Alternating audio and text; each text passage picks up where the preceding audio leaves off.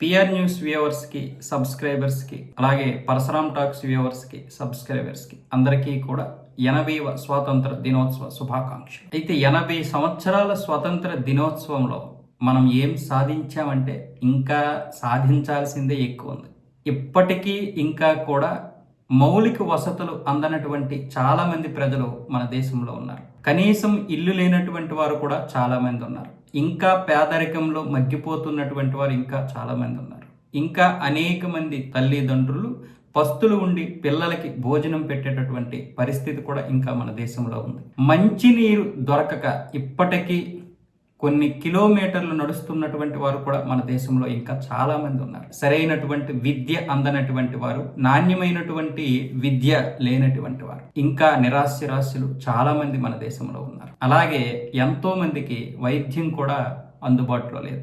ఇంకా నాణ్యమైనటువంటి వైద్యం అందుబాటులోకి రావాలి. అలాగే ప్రజలు కూడా మారాల్సింది చాలా ఉంది.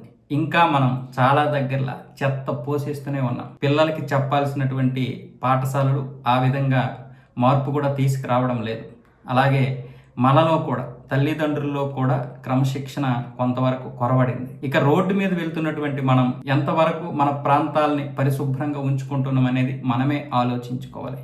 80 సంవత్సరాల స్వతంత్ర భారతంలో జరిగినటువంటి తప్పులు ఒప్పులు అన్నింటినీ విశ్లేషించుకుంటే రాజకీయ నాయకుల నుంచి, అధికారుల నుంచి, ఉద్యోగుల నుంచి ప్రజల వరకు అందరము కూడా మారాల్సినటువంటి పరిస్థితి అయితే చాలా ఉంది. వచ్చే 20 సంవత్సరాల్లో 100వ సంవత్సరం మనం స్వతంత్ర దినోత్సవాలు చేసుకుంటాం.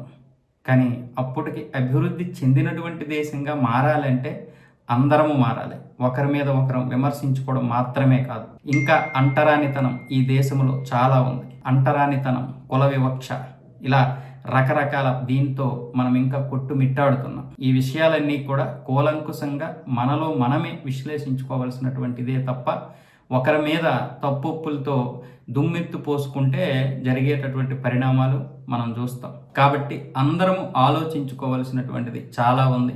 ఇంకా రాజకీయ నాయకులు, ప్రజలు, అధికారులు, ఉద్యోగులు అందరము కూడా మారాల్సినటువంటి పరిస్థితి మన దేశంలో చాలా ఉంది. వీళ్ళందరికీ కూడా అన్నీ అందుబాటులోకి రావాలి. 146 కోట్ల జనాభాకి ప్రతిదీ కూడా, ప్రతి సౌకర్యం అందుబాటులోకి వచ్చిన నాడే మనకి నిజమైనటువంటి స్వతంత్రం, అదే నిజమైనటువంటి అభివృద్ధి. ఆ అభివృద్ధి కోసం మనందరము కూడా పాటుపడదాం. మళ్ళీ మరొక్కసారి పిఆర్ న్యూస్ సబ్స్క్రైబర్స్కి, పరశురామ్ టాక్స్ సబ్స్క్రైబర్స్కి, వ్యూవర్స్కి అందరికీ కూడా నా హృదయపూర్వక 80వ స్వాతంత్ర దినోత్సవ వేడుక శుభాకాంక్షలు. మనందరం పాటుపడాల్సింది దేశం కోసం, ధర్మం కోసం. జై జవాన్, జై కిసాన్, జై భారత్, జై హింద్.